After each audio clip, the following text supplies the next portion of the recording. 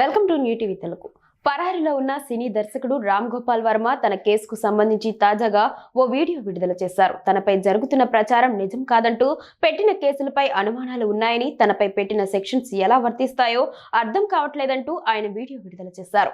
AP పోలీసుల నోటీసులకు తాను వణికిపోవడం లేదని, మంచం కింద కూర్చొని ఏడవడం లేదని అన్నారు. తాను సోషల్ మీడియాలో పెట్టిన పోస్టుల వల్ల ఎవరి మనోభావాలు దెబ్బతిన్నాయి, తాను పోస్ట్ ఎవరి ఉద్దేశించి పెట్టానో వారికి కాకుండా ఇంకెవరో సంబంధం లేని థర్డ్ పార్టీ వారి మనోభావాలు దెబ్బతింటే ఈ కేసులు, సెక్షన్లు ఎలా వర్తిస్తాయనేది తనకు అర్థం కావట్లేదని అన్నారు. నాకు నా మనుషులకు ఒక అనుమానం ఏంటంటే, పీడించడానికే ఓ పద్ధతి ప్రకారం అందుబాటులో ఉన్న చట్టాలను వాడుతున్నారా? ప్రస్తుతం రాజకీయ నాయకులు పోలీసులను ఆయుధంగా చేసుకొని పాలన చేస్తున్నారా? అది అమెరికా, యూరప్లతో పాటు ఇక్కడ జరుగుతోంది. దీనిపై నేను ఏ ఒక్క పొలిటీషియన్ను, పోలీస్ ఆఫీసర్ను బ్లేమ్ చేయటం లేదు. కానీ ఈ వేలో ఖచ్చితంగా చేయొచ్చు. చేయాలనే టెంప్టింగ్ ఉండొచ్చు. కానీ చట్టం అనేది ఒకటి ఉంటుంది. పౌరులకు కట్టుబడి ఉండి కూడా నాకొక నోటీస్ వచ్చింది. ఫలానా తారీఖున వస్తానని రిప్లై ఇచ్చాను. సినిమా వర్క్స్ ఉండటం వల్ల వెళ్లటం అవ్వలేదు. నిర్మాతకు నష్టం వస్తుందనే విచారణకు మరలా టైం అడిగాను. ఇదేమీ అర్జెంట్ కేసు కాదు. 1 year బ్యాక్ ట్వీట్ చేసిన వాడికి 1 weekలో అంతా అయిపోవాలని ఏమన్నా ఫీలింగ్ ఉంటుందా?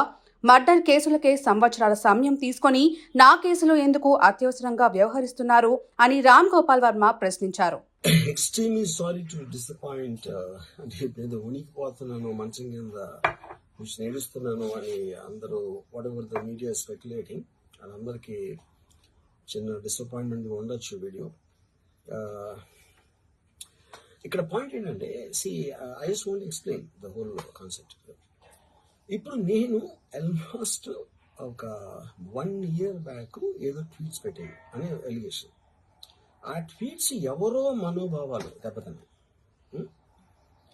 ఇక్కడ విచిత్రం ఏంటంటే, 1 year బ్యాక్ పెట్టిన ట్వీట్స్ 4 డిఫరెంట్ ప్లేసెస్లో, 4 డిఫరెంట్ జ్యూరిస్డిక్షన్స్లో నలుగురికి ఒకే 3-4 రోజుల వ్యవధిలో వాళ్ళ మనోభావాలు దెబ్బతిన్నాయి. వాళ్ళు ఆ పరంగా కంప్లైంట్ ఇవ్వడం, కేసులు పెట్టడం జరిగింది.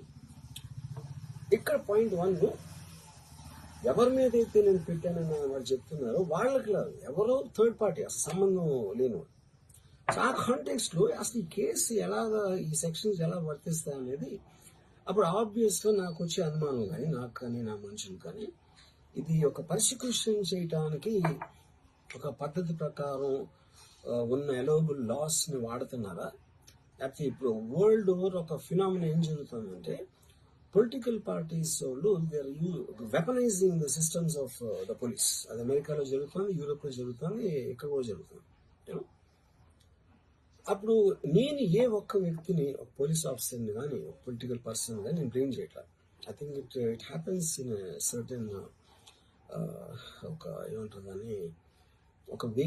అది అందరూ కూడా ఎంతో కొంత అది చేయటానికి టెంప్టేషన్ ఉండొచ్చు. But eventually there is the law of the land which will take the final call. So అది that I completely agree, believe in that and I abide by that as a citizen.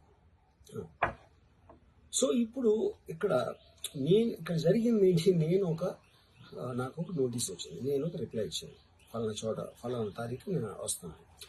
అప్పటికి నాకు జరుగుతున్న పని ఒక ongoing schedule ఉంది కాబట్టి, నాకు film work ఉంది కాబట్టి అవ్వలేదు. అండ్ ఇట్ ఈస్ వేరే ప్రొడ్యూసర్ చేస్తాను, ఆ ప్రొడ్యూసర్కి నష్టం వస్తుంది కాబట్టి నేను మళ్ళీ టైం అడిగాను.